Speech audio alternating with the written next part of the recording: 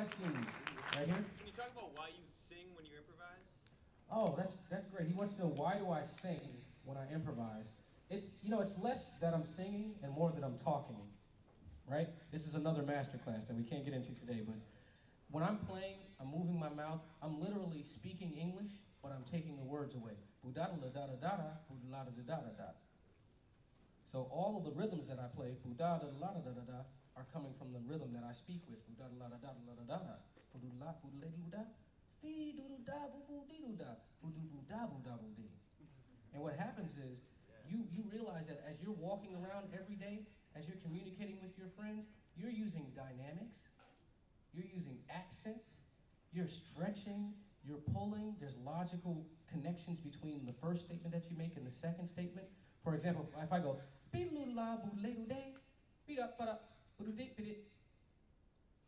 that other statement wasn't really related to the first. It's like, what time is it? Oh man, I love apples.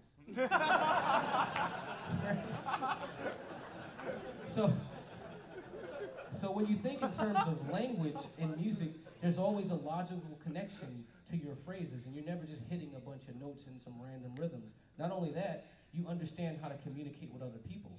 The pianist makes a statement, I relate to it in English. I said, oh, he said, sometimes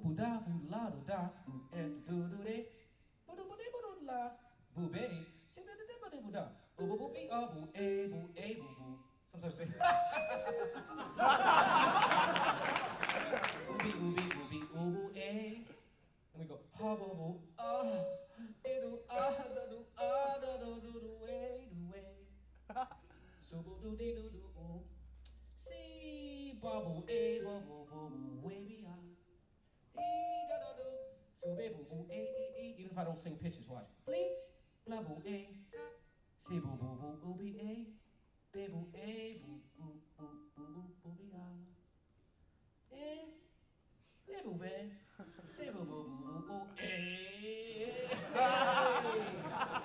Right? So that's what's going on. I'm literally having a conversation. I mean, I don't have a rhythm section with me, so I'm talking to myself. But there's a conversation that's going on when I'm improvising. That's why it's not so much singing, even though I probably am singing right next to the correct pitch. It's not about the pitch so much.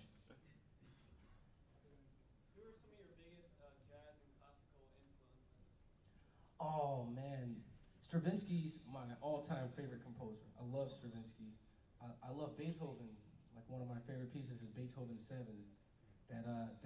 Oh man, that movement in the middle, that A minor joint of his. Woo! Then he goes. Oh, Beethoven, man, he's so killer. So I love Beethoven, I love Stravinsky. In the jazz realm, I mean, I listen to the great vibe players, the Milt Jackson is probably my greatest influence. I love Bobby Hutcherson.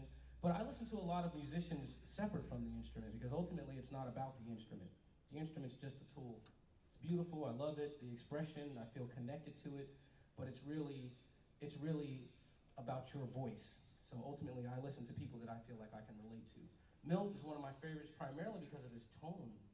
A lot of times we use really hard mallets on the instrument and it's this kind of pingy sound. It's very percussive. But Milt was one of the first cats that came along and really made the instrument sing like a human voice. Like one of the differences between Lionel Hampton and Milt Jackson would have been that Lionel Hampton had the vibrato going really fast. Milt slowed it down. He came out of the church also and he could sing. He played piano and he wanted the vibrato to be more like a voice also. That's why he slowed his vibrato down. So even in my choice of mallets here, I could just plug in.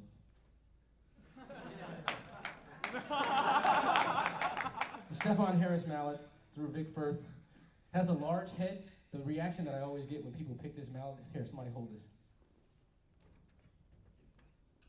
They look like they're monsters, right? Yeah.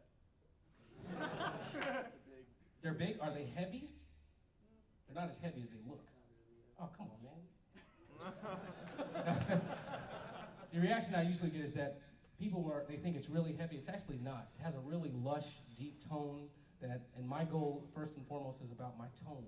Like Miles Davis, he could melt a room with one note. It had nothing to do with all the licks and movement. It's just the tone.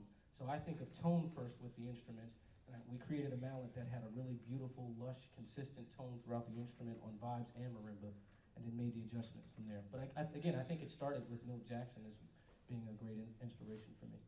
I think we're probably out of time, but thank you guys so much. I hope you learned something. And an honor talking with you. Thank you so much. Thanks to Yamaha and Big Fresh for sponsoring us. Thank you.